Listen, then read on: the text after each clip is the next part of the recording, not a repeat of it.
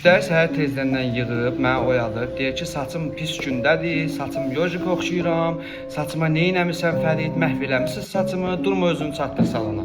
Həmin müştərinin saçını hal-hazırda yuyuruq, sizə də göstərəcəm. Görün, həqiqətən də bu belədir, yoxsa yox, müştəri psixologiyasını sizə göstərəcəm bugün. Hal-hazırda xanım yuyur saçını. Heç bir problem yox. Şampunlamısınız?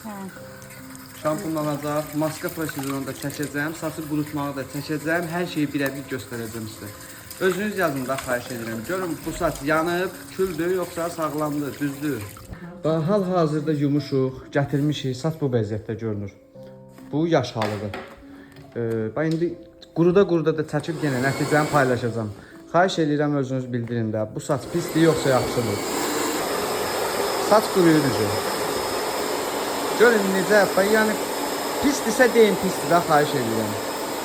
Düpbədüzdür, şüşə kimidir, yuyub qurudur. Bu hal-hazırda darıya qurudulur saç. Bax, saçı təmiz qurutdum. Heç bir kulatka, yəni əlavə heç nə olmayıb. Yuyulub, bayaq göstərdiyim kimi hər şey. Sonra da qurutmuşam.